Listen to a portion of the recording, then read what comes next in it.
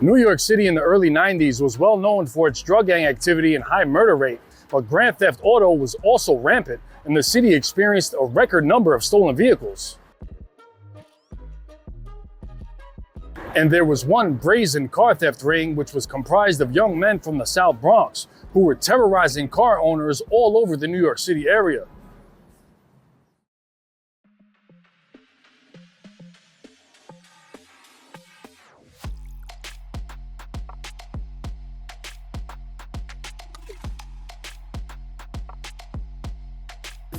In New York City, where public transportation is far-reaching and plentiful, many people can live here a lifetime without ever getting a driver's license or owning a car.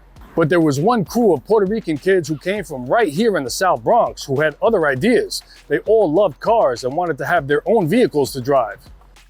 There was JR, Danny, and brothers Pete and Papo. When they were all around 15, they started stealing cars from the neighborhood and took them on joyrides and stole whatever was laying around inside the vehicles. Soon they began taking parts from the car's music systems like amps, speakers, and radios to sell on the streets. By the time some of the kids were only 16, they already owned cars.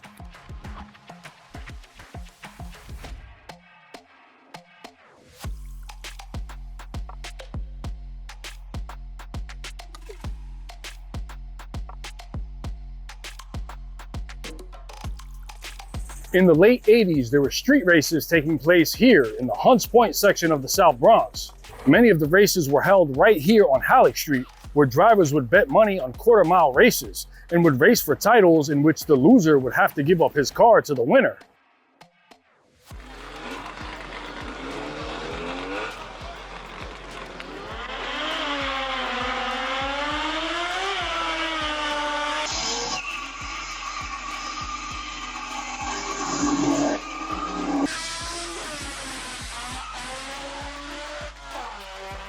The weekend events were popular, and people would come from all over New York and New Jersey to take part in the races or be spectators. Danny, Papo, Pete, and other friends would all come here to watch the races. These races at Hunts Point would later become the inspiration for the film The Fast and the Furious. Ken Lee, a writer for the New York Daily News, interviewed a racer named Rafael Estevez for a piece on street racing. Estevez detailed his experiences at Hunts Point, and Lee wrote about his exploits in an article titled Racer X, which was published in Vibe magazine in May of 1998. Lee then sold the story to Hollywood, and it was used as the basis for the first Fast and the Furious film released in 2001, starring Vin Diesel and Paul Walker.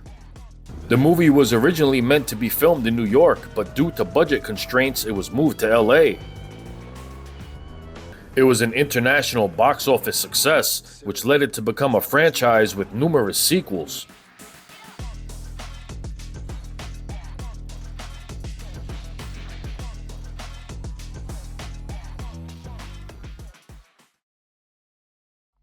Papo's brother Pete and his friend Rob had both bought Mazda RX7s, and soon afterwards several of their friends did as well.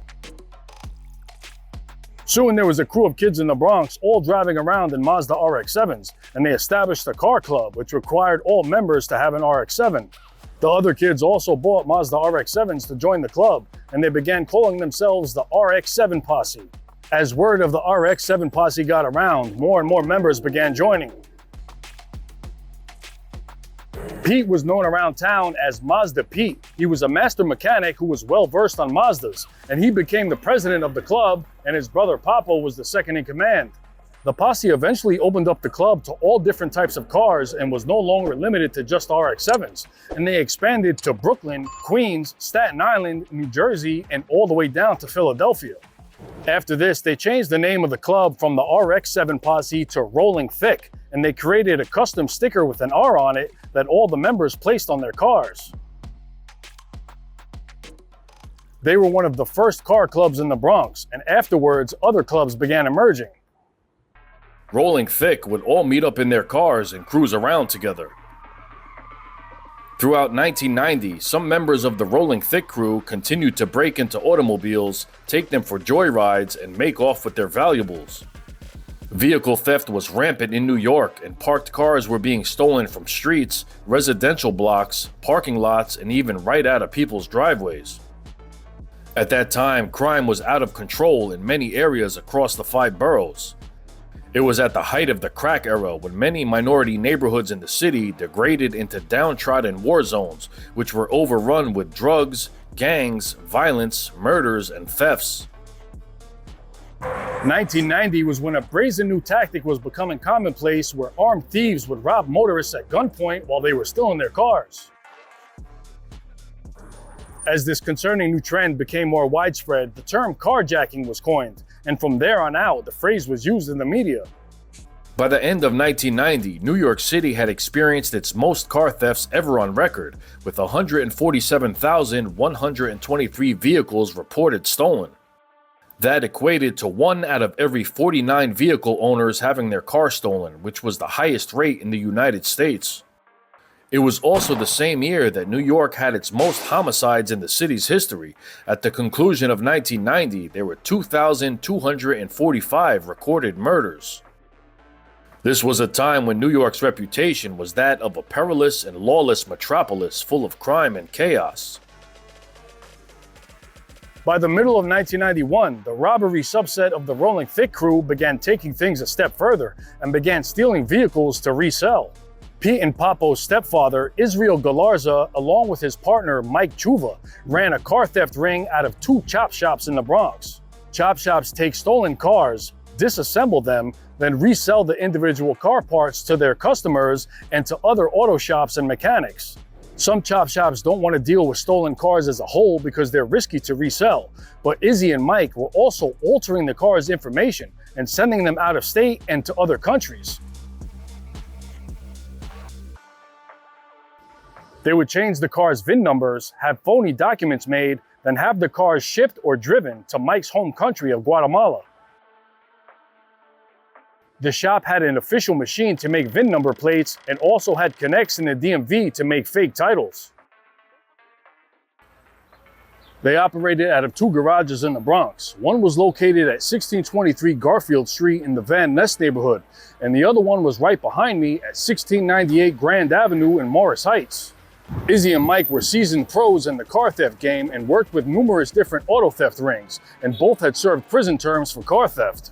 In December of 1986, Mike had pled guilty to altering and shipping more than 60 stolen Jeeps and pickup trucks to Guatemala.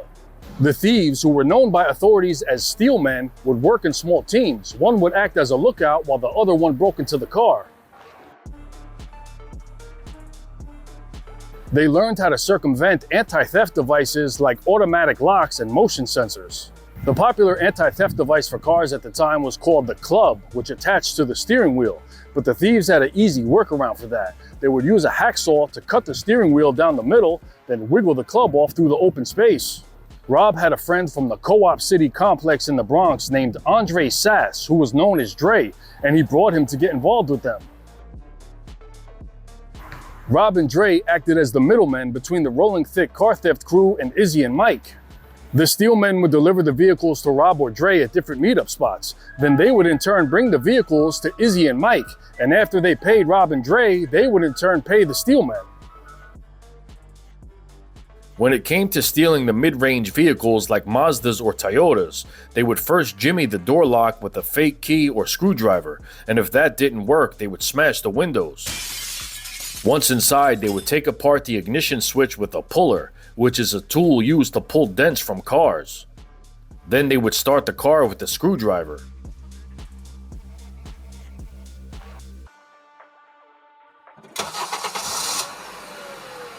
Mike and Izzy couldn't resell the cars with broken ignitions because they needed to supply VIN numbers to order replacements, and they didn't want to spend the extra money or risk the car being traced back to them.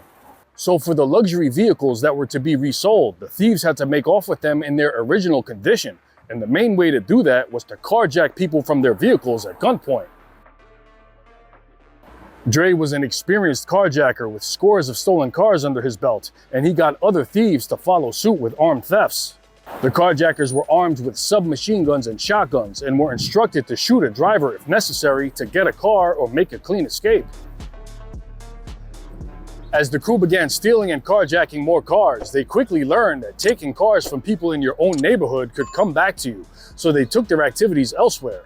Then once they began focusing on taking the more expensive cars, they began heading to the upscale neighborhoods in the city's outskirts, where they were more likely to find luxury vehicles to carjack. By now, the robbery crew was stealing all types of mid-range and high-end vehicles, but were mainly targeting a specific list of luxury cars, which consisted of Mercedes Benzes 400 and 500 series, Mercedes SL Coupes, BMW 5 Series and up, Porsche 911 and 930s, Porsche Carreras, any model of Ferrari, any kind of Lamborghini, Toyota Land Cruisers, and Lexus Coupe LS's. For the cars with the broken ignitions that the chop shops couldn't sell, they would strip down the car's parts and the steelmen would bring them to the Hunts Point races and sell them on the spot. Some of these parts included motors, transmissions, fenders, hood grills, and bumpers. There would also be other people at the races who had crashed their cars and were looking for replacement body parts. Then the rolling thick robbery crew would go out looking for the same car to steal, and if they were lucky, they would find it in the same color and remove the necessary parts to sell to the person in need. By late 1991, the steelmen were forcing motorists out of their cars at gunpoint in shopping center parking lots, garages, gas stations, and on streets in Manhattan, the Bronx, Westchester, Long Island, and New Jersey. At least one driver was shot while he was stopped at a red light in the Bronx. New Jersey was also facing a major problem with car theft, as car thieves were not only coming there from New York to steal cars, but there was also many car theft rings operating locally there as well, particularly in Newark. Many of the stolen cars from New York and New Jersey were being shipped overseas from the port of Newark. The port of Newark is one of the country's biggest and busiest ports, and every week 60 cargo ships were sailing all over the world, carrying a wide range of cargo, which often included stolen vehicles. At that time, the most common destinations to ship stolen cars were South America, the Caribbean, and Eastern Europe. There was another auto theft ring that would steal cars from around the New York metro area and ship them from Brooklyn's port to West Africa. There was a high demand for expensive cars and parts overseas, and a stolen car reseller could charge a foreign buyer as much as triple the price than it would go for in the US. Foreigners would simply call up their car thief contacts in the US, place an order for a vehicle, then have it shipped. The buyer was responsible for paying the shipping fee, which at the time cost around $1,200 per car. For a luxury car or the hot car of that year, the thieves could get anywhere from $5,000 to $15,000 per vehicle. On some days, the thieves would steal 3 to 4 cars. Then on other days, depending on demand and available storage space, they may go after one car or none at all. Rob had business cards with the name Rob on it, which had his beeper number and a drawing of old school gangsters firing guns from a car. Sometimes foreign dealers would place orders with Izzy and Mike for specific cars, and after they were stolen, Mike and 3 of his female accomplices would drive the cars from New York all the way to Texas, into the Mexico border, then down to Central America. The car transporters would bribe border officials at the Texas border and pay them off to enter Mexico. The crew had their share of run-ins with the law and several car chases with the NYPD. One day, 2 steelmen jacked someone for a BMW, and soon afterwards, 5 cop cars were on their trail. As they sped away, being chased by a group of NYPD vehicles, they crashed the car twice, but still managed to make a narrow escape. On another occasion, crew member Danny was riding around Manhattan in a stolen Porsche. While stopped at a red light, a cop began eyeing him, then approached him and told him to pull over. He took off and a chase was underway, but he quickly threw off the cop's tail, then made it into Brooklyn. Later that same day, Danny was returning home and driving up the West Side Highway when out of nowhere, sirens began blasting and several cops were in hot pursuit of him. Danny floored it and soon was hitting speeds as high as 150 miles an hour as the chase continued all the way up to the Bronx before he finally shook them. Izzy and Mike's operation became sophisticated, and their thieves were making off with some of the most expensive cars on the market from neighborhoods all over the New York City area. They worked fast and could take a parked car from the street and have it turned into a skeleton in a chop shop, oftentimes before owners even noticed their car was missing. By the end of 1991, Grand Theft Auto was still at its height in New York City, with cars being snatched off the streets at alarming rates. By the end of that year, there were 139,977 cars reported stolen and around 2,000 carjackings.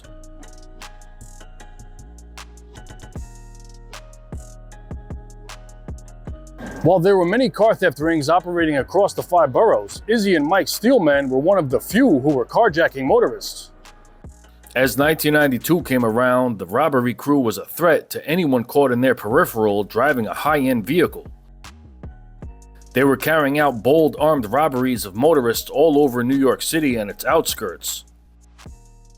The crew continued to frequent the Hunts Point races where they would sell parts and find customers.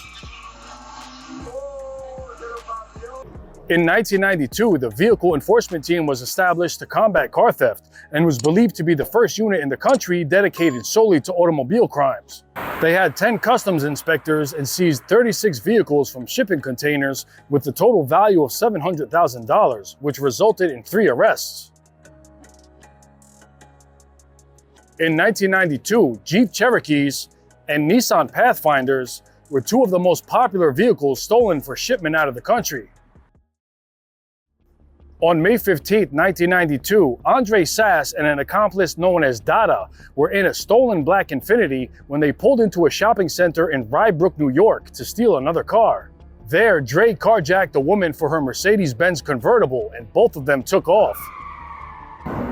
But the police were instantly alerted and soon Dre and Dada were leading cops from 6 different departments on 2 separate car chases through Westchester County.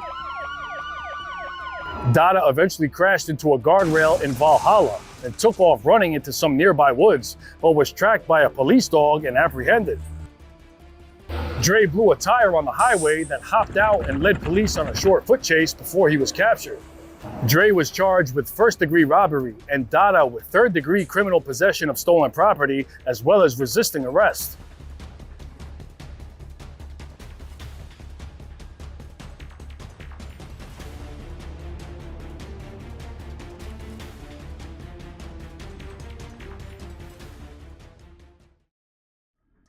Soon after his arrest, Dre began to cooperate and became a confidential informant. He started spilling the beans on the entire operation and gave police details about Izzy and Mike, the 2 Bronx garages, crew members, and how the ring operated. While Dada was imprisoned, he informed the rest of the crew that Dre was talking. Law enforcement established an operation called No Jack City, a play on the title of the popular film New Jack City, which was focused on taking down car thieves, car theft rings, and chop shops. Police began investigating and running surveillance on Izzy and Mike's garages as well as their crew members. When the scope of the car ring was uncovered and authorities learned that stolen cars were being shipped out of state and overseas, it turned from a state to a federal investigation. When Pete and Papo noticed that feds were tailing them, they alerted the others, and the crew began to lay low. On December 2, 1993, 16 people were named in a 30-count indictment under the federal RICO statute on charges of conspiracy to steal cars, changing VINs, and shipping stolen cars out of state. This was only the 3rd time that the RICO statute was used against car thieves. 13 people were arrested, Dada was already in jail, and 2 were on the run. The police searched the garages as well as the crew members' homes and seized numerous items. Called the RX7 Posse by the media, the elaborate car theft ring that menaced the New York City area for years had been permanently dismantled. Soon after the roundup, Rob, who was the main middleman between the Steelmen and Izzy and Mike, began to talk to authorities, and out of the 16 people indicted, he was the only one to cooperate. Investigators were able to connect 50 stolen vehicles with a total value of around $3 million to Izzy and Mike's operation, most of which were smuggled into Central America, and 11 of those vehicles were recovered. Due to the cooperation of Rob and Dre, the other defendants elected not to take their chances with the federal trial, and all 15 of them copped pleas and pled guilty to varying charges. Andre Dre Sass served a short term, and immediately after his release, he resumed his criminal activities. By the end of 1994, all of those who were indicted had been sentenced. Ringleader Israel Galarza got 14 years in prison. His partner Mike Chuva got 11. Mazda Pete, Dada, and Papo all got a little over 7 years. Danny got 6.5. The other steelmen and accomplices were sentenced to varying terms. For his cooperation, Rob was released in late 1994. By January of 1997, Andre Sass was wanted for 26 armed robberies of grocery stores and car motorists, and that month he led police on a high-speed chase through the Bronx, and after he pointed a gun at them, he was shot several times and was rushed to the hospital in critical condition, but he survived.